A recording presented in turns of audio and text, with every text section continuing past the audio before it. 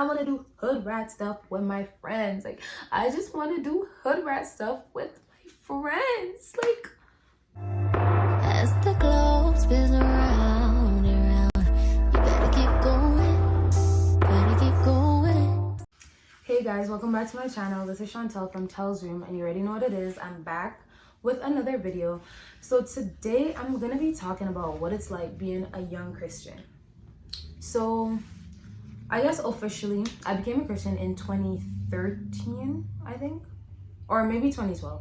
So I was 13 years old in 2012. I had made the decision because I was going to this church. I was going to this church for a while, and I really just felt like it was the right thing to do. Obviously, like, when you're young, you're obviously more impressionable and stuff like that. So I see people around me doing that, like being a Christian, doing the right thing, or mostly the right thing. And yeah, I felt like I should do that too. So anyways, I became a Christian.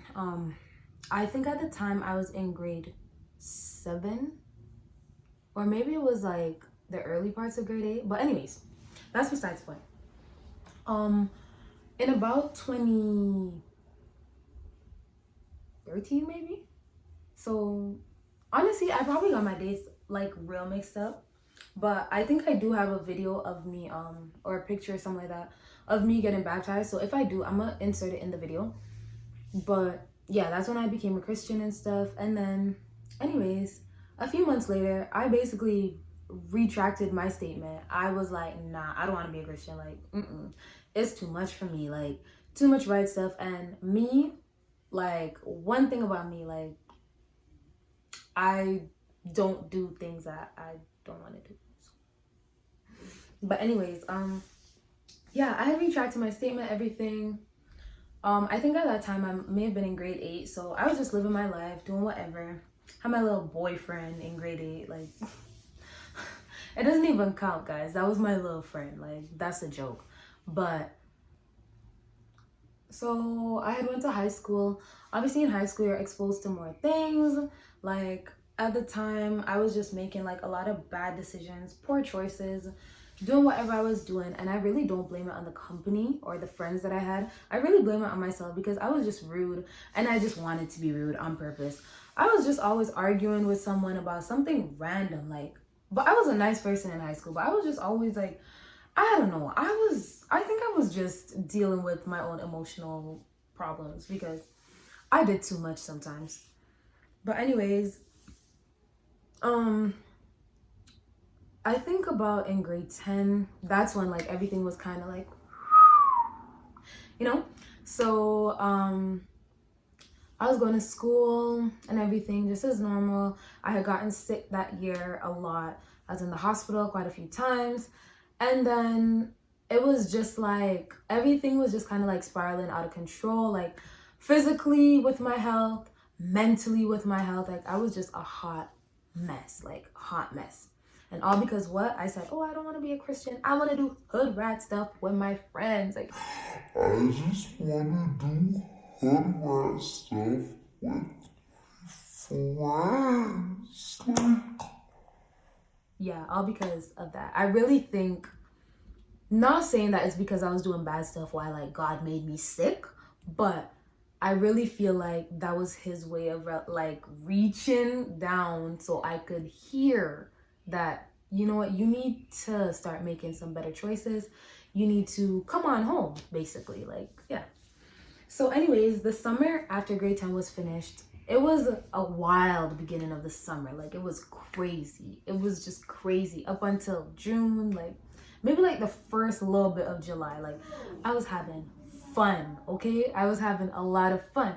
I was doing the hood rat stuff with my friends that I wanted to do.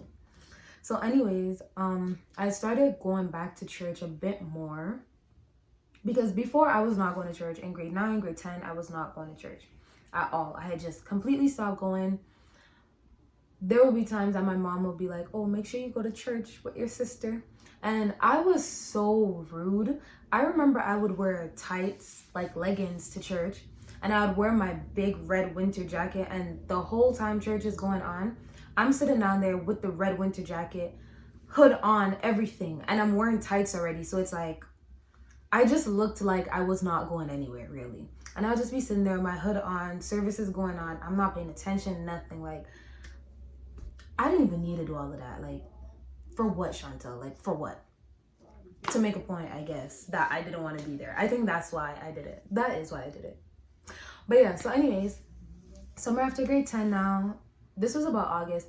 I was going to my church that I go to currently, and I remember the pastor was preaching about heaven and hell. He was coming for my head. Like, he was really coming for me. Like, hi, bro. But he was really coming for me. So I remember I was sitting there and I'm like, okay, this sermon is really deep. And he was preaching from Revelations. If you've ever like looked in Revelation, you know it'd be some scary stuff. And he was just really talking about where do we want to spend eternity. Like, that's all it comes down to, where we want to spend our eternity. And I think at that moment, I really just sat down, I took it in, and I was like, nah, like, for real. Nothing else actually matters, because like, we're living to die at the end of the day. So if we make like some poor choices now, just for like momentary pleasure, it's like, what is that for when we can die at any moment? And you know, you want your eternity to be secure rather than like a few years on this earth, like max probably 100 years on this earth. You would rather, or I would rather, at least, I'm gonna speak for myself, I would rather my eternity to be secure. So I was like, yeah, I'm gonna make this decision right now. I'm going to make this decision right now to turn things around, make a better life for myself, make some better choices and stuff like that. I was like, yeah, I'm not even going up to the front, because like, you know, when they say, does anyone want to give their heart to the Lord? But I didn't want to go up, because I'm like, just in case what happened before, like me retracting my statement, happens again, I don't want anyone to be like coming down on me. So I said, I'm gonna just make this decision in my heart. And I'm like, if God is God, he'll know what it is. So I remember I went home, like, things were changing. I was making better decisions. I remember I used to swear a lot when I was in grade 9 and 10. And then I had stopped swearing, like, cold turkey. Well, no, I lied. Not cold turkey. It was a little bit of a process, because I was just so used to, like, talking to my friends in all types of ratchet ways. And I was, like, day by day, cutting down. I would tell my friends, yeah, like, I'm making like this decision, like, I'm trying to like do better and that type of stuff. And like, for the most part, like, people are pretty much supportive of my decision and stuff. So anyways, by grade 11, the beginning of grade 11, I was like a Christian, but at the same time, I was going through a lot of like personal issues. So yeah, this is where began, like, I guess, my real Christian walk. So I was 16 years old. So I'm not saying that I have been perfect from then, from 16 years old until now, 22. Like, it has not been easy at all. It has not been like the best.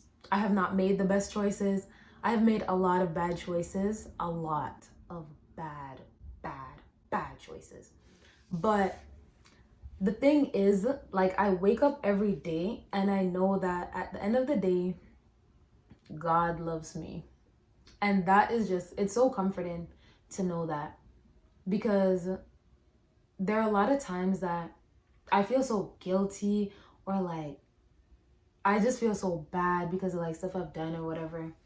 And then I'll pray and it's just like, I literally feel God's comfort just like all over me and stuff like that.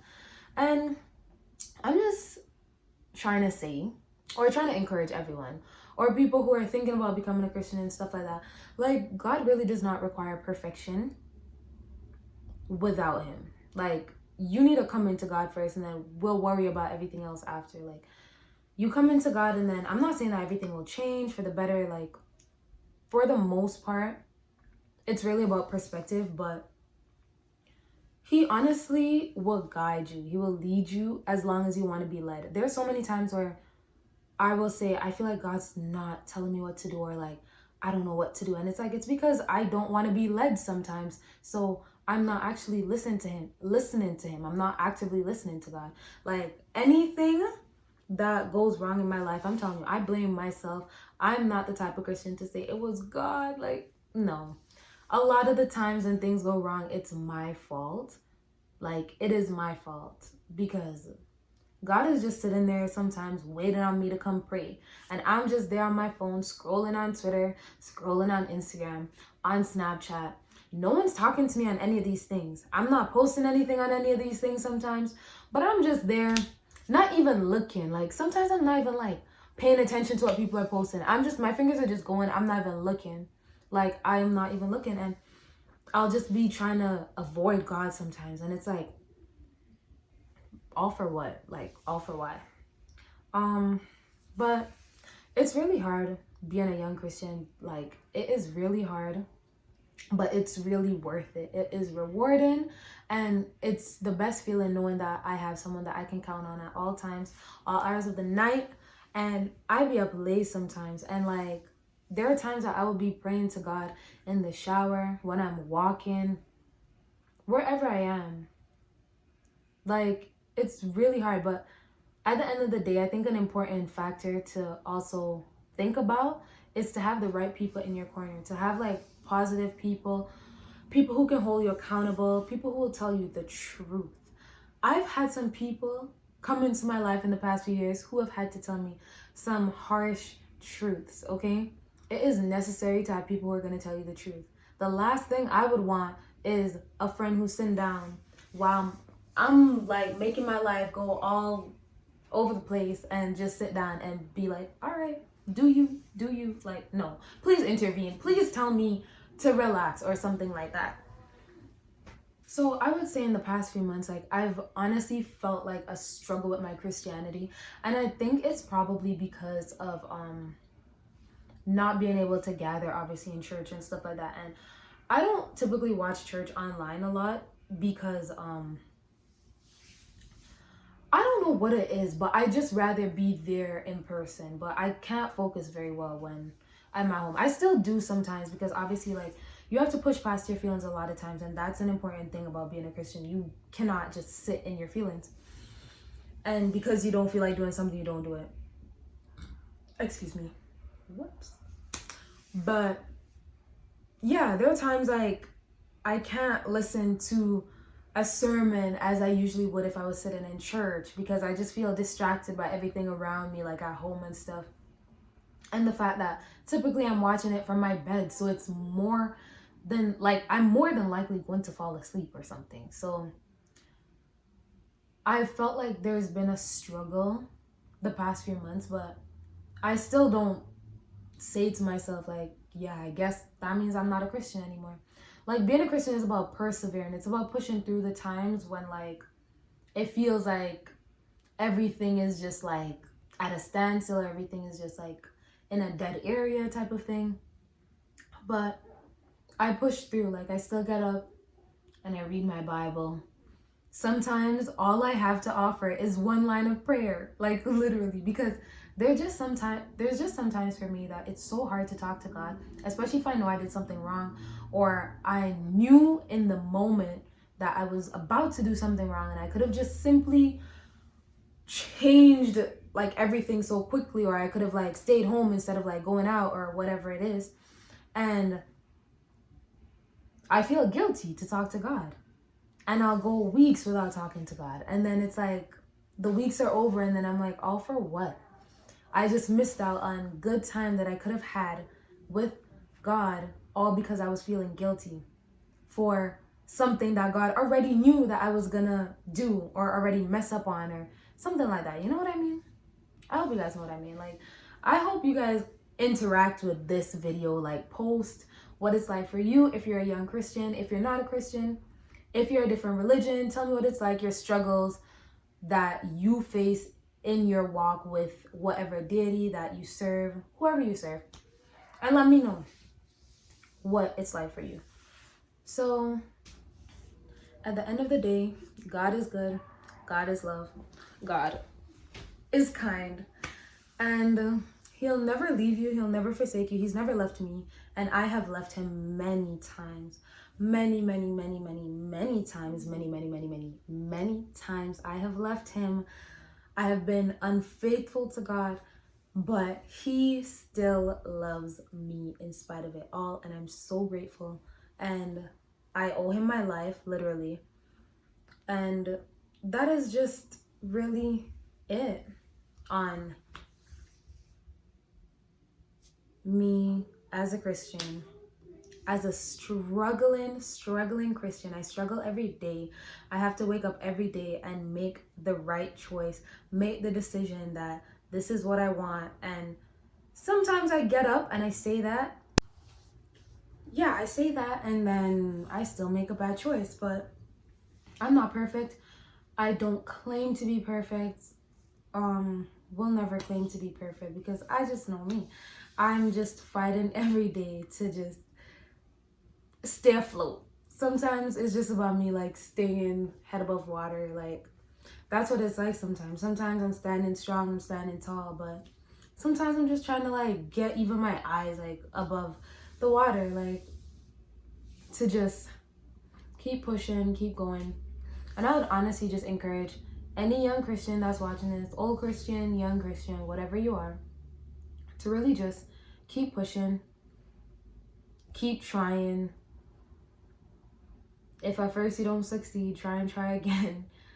Just keep remembering why you started in the first place. That's really what it comes back to. Always bring yourself to that moment that you first remember being a Christian, and say, why did I make that decision in the first place? And bring yourself, your now self, back to that point in your life, and just say, yeah, this is the reason why, and these are all the reasons why I need to continue pushing. So I hope you guys enjoyed this video. This is just a little bit more about me, who I am as a person and such. I hope it encouraged someone, and to always remember that even if you're not perfect, you can still come to God. Me, take it from me. Take it from me. If he can love me, he can love you and your mom and your dad and your sister and your brother and your cousin and your god sister and your god brother and whoever else. He can love all of us, and he does love all of us. Even when we don't love him back, he still loves us. So stay tuned for another video. I probably have some more stuff that I can tell you guys about my journey as a Christian. Because there's honestly been a lot of good moments, and there's been a lot of not so good moments as well. But in it all, I love him, he loves me, I love y'all, and I hope y'all love me. Yo, just call me a songwriter, bro. But